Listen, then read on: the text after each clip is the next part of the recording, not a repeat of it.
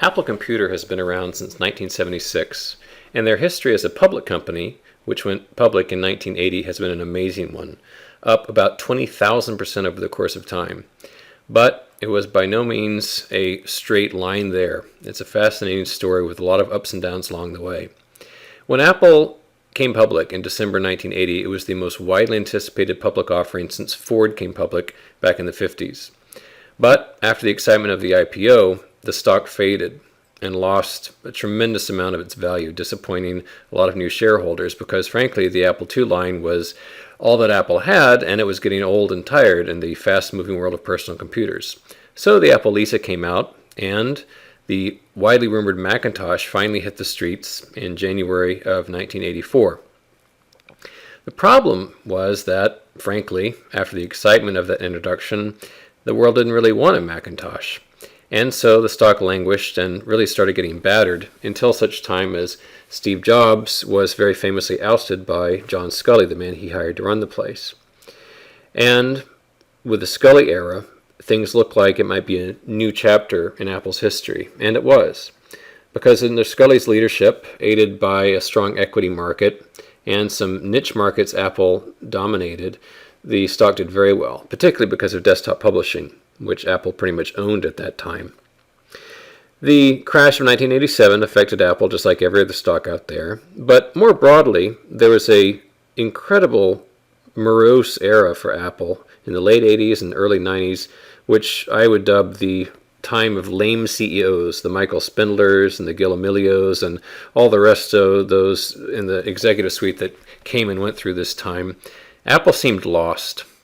It just meandered up and down. It really didn't have the domination of those niche markets it had earlier, and Windows looked like it pretty much was going to just own the world, and Apple was relocated to being a bit player, a has-been. Well, Gil made one good decision, which was to buy Next, and then with him, Steve Jobs.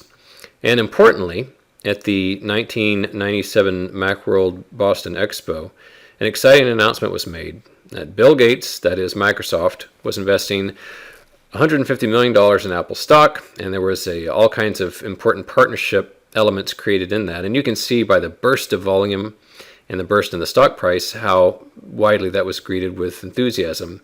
However, a few months later, it was all dissipated. Basically, things were back precisely where they were before that Microsoft announcement. The fact was that Jobs was back, and he started introducing new, better machines and trimming away a lot of junk that Apple had been building and selling. And so the late 90s were very good to Apple. The stock went up hundreds of percent. However, the internet bubble bursting damaged Apple just like all tech companies out there, and likewise, just as before, all that excitement and gains sort of just disappeared. Apple seemed to never be able to hold on to a good strong gain for any meaningful amount of time. But then, as we know, with the benefit of hindsight, for 2 decades, Apple really did nothing as a stock. It was $1 on a split-adjusted basis back in 1983, and it was $1 in 2003. Then the iPod came along. And this was seen as a sort of bizarre entry for Apple at the time, but the iPod and, of course, naturally later the iPhone completely transformed Apple from a personal computer maker to a consumer electronics giant and the most valuable company in the world.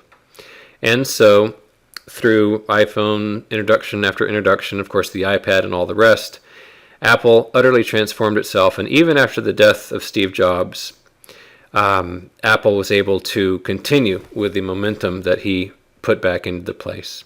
So Apple has made a lot of people very rich, and it's been an incredible American success story.